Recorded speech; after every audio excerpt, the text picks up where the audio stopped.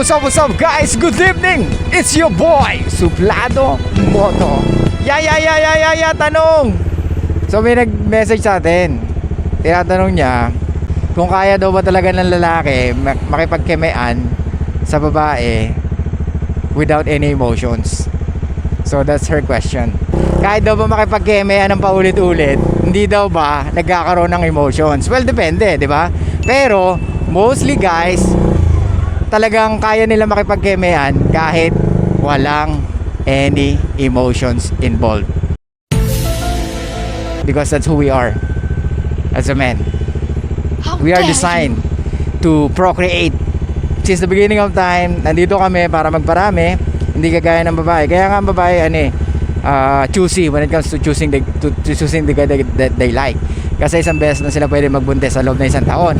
Pero ang lalaki, pwedeng bumuntis kahit 365 ladies sa loob ng isang taon. Kaya malaki yung difference natin dalawa.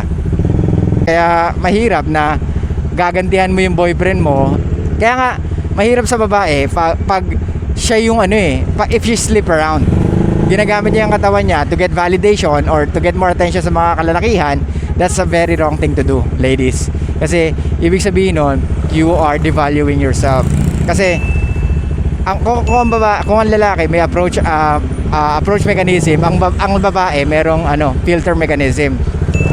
Ang approach mechanism ng lalaki, we should know how to approach women para at least, kasi kung titingnan lang natin yung mating strategy, ang lalaki, ang nag-approach sa lalaki para to continue our genes namin, di ba?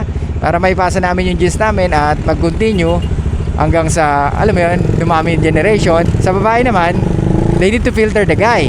Kung sira yung filter mechanism nila, so how they can filter the guy na nararapat para sa kanila. Kaya nga, if women sleep around, then she's doing something wrong.